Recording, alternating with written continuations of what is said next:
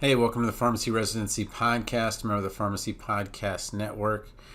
I wanted to go over my prediction that there will be 100% match rate for multiple schools very soon, and maybe even this year.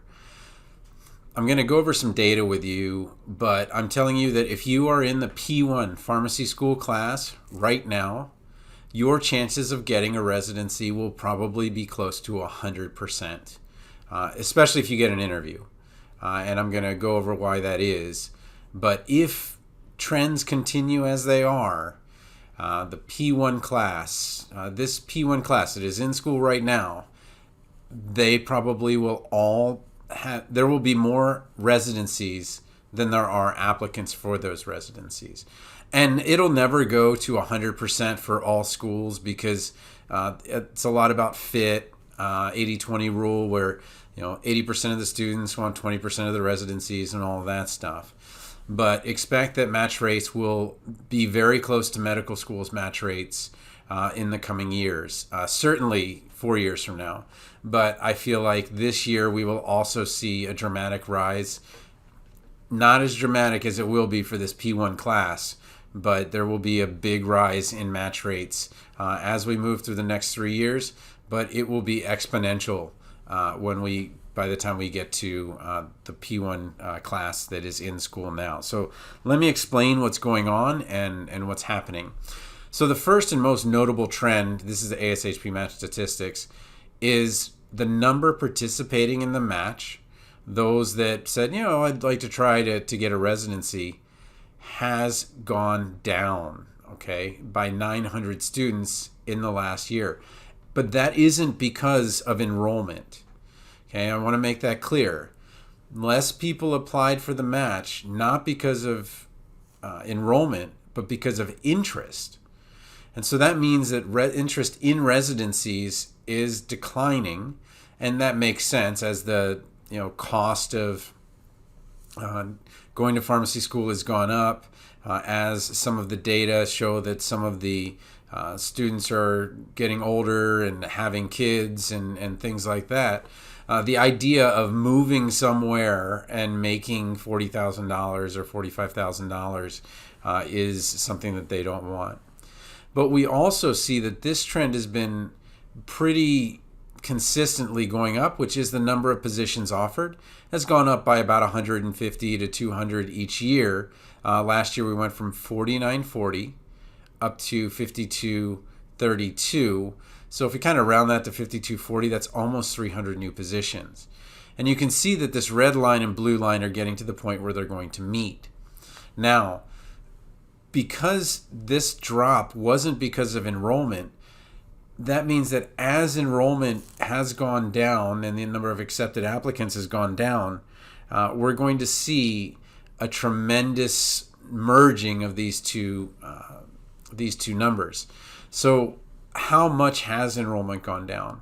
Well, for this graduating class, this is the first time where we're having that really kind of steep enrollment drop, where we're losing around, and this is the number of accepted applicants, but we're going to lose about 439 accepted applicants. So you're not going to see a ton of movement in this year because of enrollment.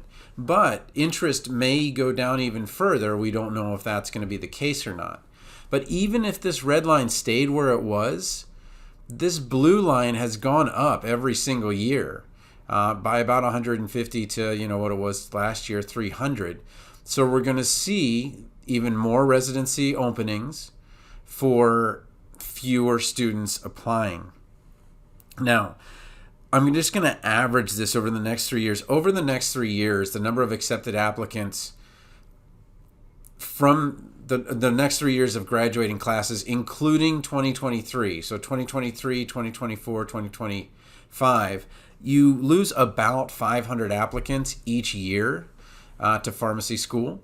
And so that makes it a little bit incrementally easier.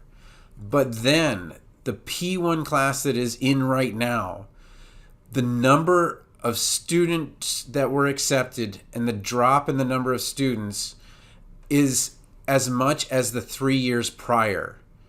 So we have a drop of about 1,800 students, 1,820 students that were accepted in this P1 year. So this is the smallest, pharmacy school class in a really, really, really long time. You're only going to see about, if the data is what it usually is, so attrition is around 12.3%.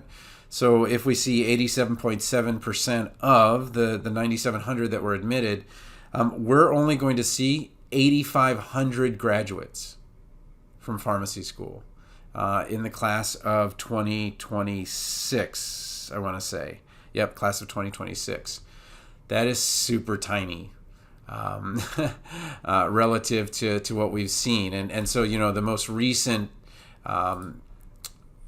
data that we have is that 14,320 graduated in 2019-2020. And so now we're getting almost close to half of that at 8,500.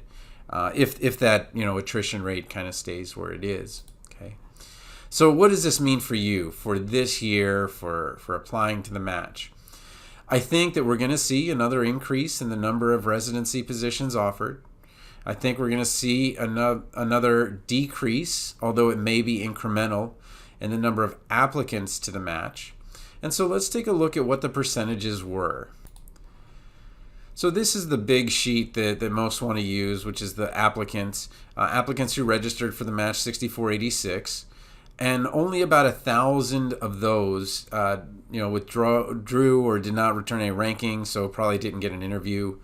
And then it's a much, much lower percentage for PGY2. Almost every PGY2 applicant gets an interview. They at least take a look at them. And there are many fewer of them. When we look at the match rate, though, it blew up to 77% from about 67% in the year prior. But what you're going to see is there are just going to be many fewer people registering for the match in the first place. Okay, this number, 6,486, is about half of the number that are in pharmacy school at the time. And so when we see that we're going to lose another 500 students, that means that this number will go down by about 250. So not a huge number, right? But if you see that number go down 250, 250, 250, and then 900, okay, let's take a look at what that would mean. That would mean that we have 4,836 who will be registering for the match. Okay, that's crazy, right? Because if you take 4,836 and subtract 1,059, you get a number that is smaller, 3,777, than the applicants that matched. So what I'm telling you is that when we, kind of go over these next couple years, and especially the P1s that are here right now, that the match rate should be really close to 100%, or certainly in the 90s. And again, it's going to be the match, but there'll be the phase 2 will be extremely meaningful because there's going to be a lot of spots open for those people. Right now, the spots open are quite small when you get to it. Really only about 400 positions are available out of those kind of 4,000. So, you're talking about 10%. But you're going to see many, many more open positions as we kind of move forward. Okay. So I want to kind of finish this up, but it is looking so good for the P1 class that this red line and this blue line may cross. And, Ghostbusters, don't cross the streams. But the number of positions, residency positions offered, is going to exceed the number of people that are participating in the match.